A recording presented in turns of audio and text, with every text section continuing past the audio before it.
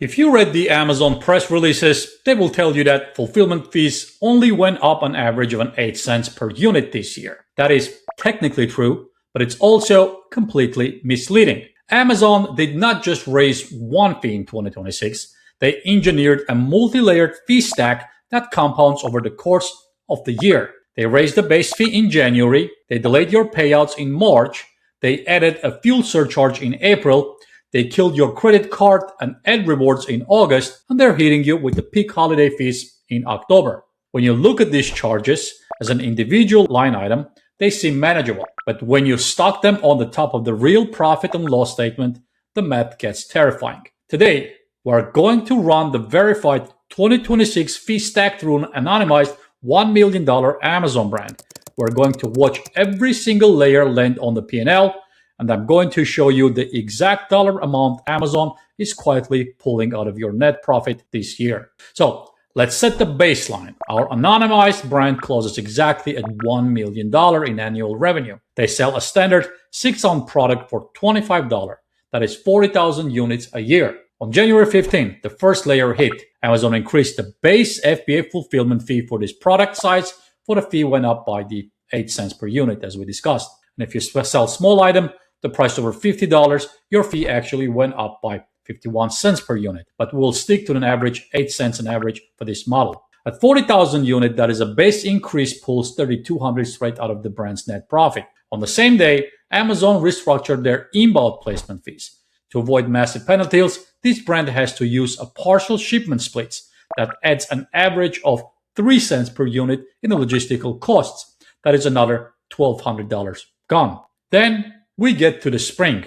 On March 12th, Amazon rolled out their DD plus 7. This means Amazon now holds your money for 7 days after the product is confirmed delivered. For $1 million brand, that ties up roughly $30,000 in working capital at any given time. To finance that gap and keep inventory flowing, this brand is paying around $3,000 a year in an interest. A month later, on April 17, Amazon added a 3.5% fuel and logistics surcharge to every single fulfillment fee.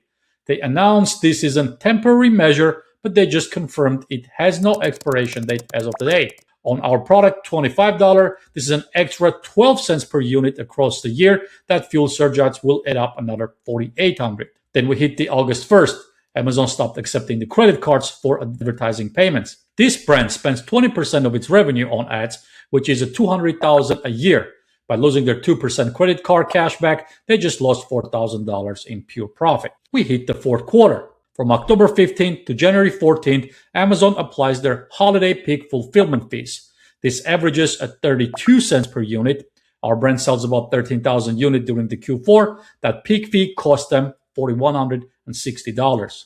But remember, that 3.5% fuel surcharge, that's get calculated on the top of the peak fulfillment fee. So you're paying a surcharge on the surcharge. So let's look at the final P&L for this $1 million brand. Amazon claimed fees went up by 8% per unit, remember. But when you stock the base increase, the placement fees, the fuel surcharge, the DD plus 7, financing costs, the lost credit cards reward, and the peak holiday fees, this brand is paying an additional $20,360 in 2026 compared to 2025. That is a 2% hit to the gross revenue, and for a brand operating on a 15% net margin, that wipes out over 13% of their total take-home profit. This is why mid-market sellers are currently renegotiating supplier terms, hiking prices, and struggling with order delays. The changes are compounding. You cannot run 2026 Amazon business on 2025 margins.